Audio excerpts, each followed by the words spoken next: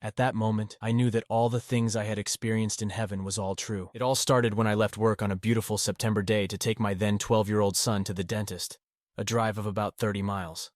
On the way home, my truck was making noise. I said to my son that I had better look at the engine before we entered the turnpike. When I pulled over on the side of the road, popped the hood, and started to look at the engine, I went blind. I rubbed my eyes thinking that when I finished with the truck, my vision will return. It didn't.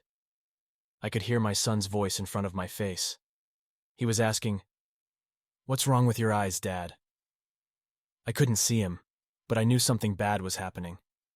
That's when my heart started pounding fast, and I started sweating. I didn't know what was happening to me. I thought I was having a heart attack or a stroke. I told my son to run across the street and get help. So he did. When I tried to get back in the truck, I noticed my legs didn't work. I fell against the truck fender, holding myself up with my arm until it gave out. I fell to the ground. I heard people running towards me. They asked what was wrong. I replied that I didn't know, but I couldn't see and my legs weren't working. The men picked me up, carried me to their garage, and called an ambulance. When the ambulance arrived, they took me to the hospital and performed a CAT scan. That's when the doctor told me that I had a ruptured brain tumor. They couldn't explain why it was bleeding and then quit bleeding, but that there was nothing they could do, and that I was going to die. They called my family, and the doctor held my hand for 6 hours. I was still alive, so they transported me to a hospital in Pittsburgh that performed the surgery I needed. During my surgery, I was in a tunnel. It took no physical effort to move up this tunnel because it was all done with my mind. The more I thought about going home to heaven, the faster I traveled through the tunnel. When I stopped thinking about traveling upwards, I stopped completely. I then reached my arms out and put my hands into the wall of the tunnel. The walls were about 3 feet in diameter and made of black clouds. Then I thought about moving again. When I reached the end of the tunnel, I noticed the most beautiful sight I have ever seen. I saw huge, large, beautiful yellow daisies as far as the eye can see. The landscape was all flat with no boundaries. I was completely filled with intense love, such that I had never felt before. I noticed that I didn't have a body, and was hovering a couple of feet over the daisies. Next, I saw a spirit standing on the left side of the exit of the tunnel. He was pointing with his left arm towards the middle of the field. When I looked closer, I noticed a tree in the middle of this field of daisies. I then knew this is where he wanted me to go. The tree was about 3 miles away, but I reached it in a few seconds. I was amazed at the size of this 20-foot wide tree. I was still hovering over the daisies while touching the bark of the tree. When I looked up into the branches of the tree, I noticed that the sky was all white.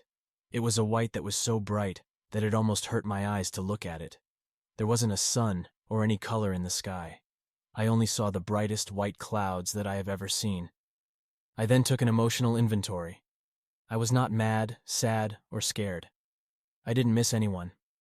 I was just filled with a love like I had never felt before. As I was looking at the sky, a spirit darted out of the clouds and was headed straight for me. She flew right up to my face and looked right into my eyes. She intensely looked into my eyes for about 15 seconds as she read my soul. In an instant, I knew everything about her, and she knew everything about me. She then moved away from me, saying, "You have to go back. It's not your time to come to the heavenly kingdom. When it's your time, you will come here again." I told her, "I don't want to go back. Bodies are heavy and they hurt."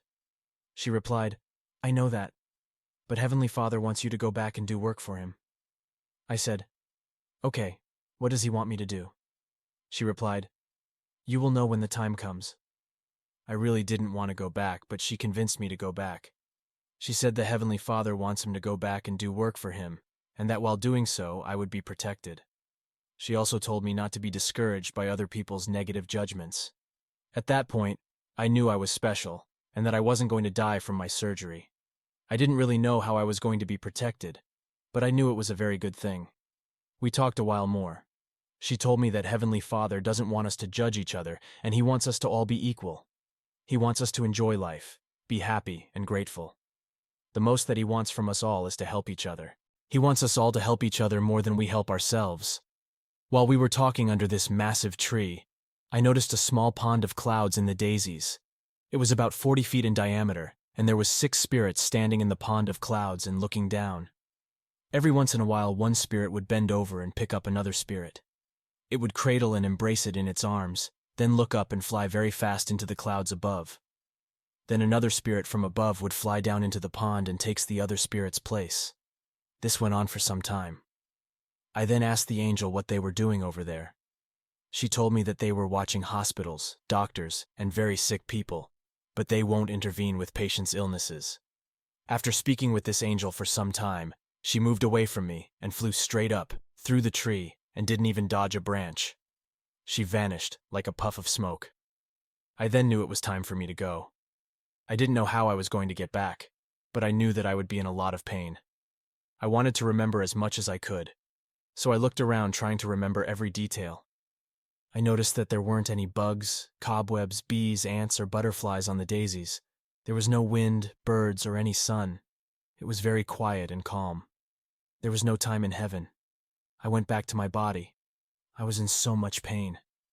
When I woke up in the recovery room, I noticed a man sitting across the hall behind glass. Every time I opened my eyes, he would look at his monitors, and then he would look at me. I knew after 3 or 4 times of doing this that he was watching me. After looking at me a few more times, he wasn't there. I had noticed that even with all the tubes and wires connected to me, all the hair on my body was standing up. I thought they gave me something in my IV to cause this. As I looked at my left arm, I noticed a lady standing there looking down at me with a big smile. She had long white hair down to her elbows. Her face and skin were all wrinkled, but what really stood out was her large, bright blue eyes. I then knew that she was the reason for the hair on my arm standing up. It was like the entire room was filled with static electricity. She asked me, "Do you know that Heavenly Father wants you to come back and do work for him?"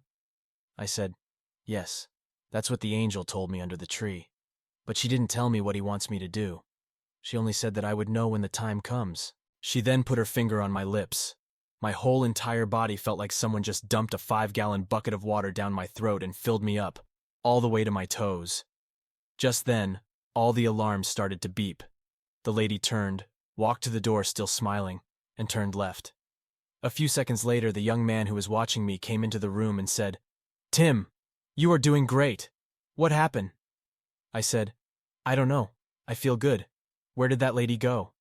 He asked, "What lady?" I said, "The lady who was just here with the long white hair." He said, "I didn't see anyone, but I will go look if you want me to." I said, "Would you please?" He said, "Sure," as he went out and turned left.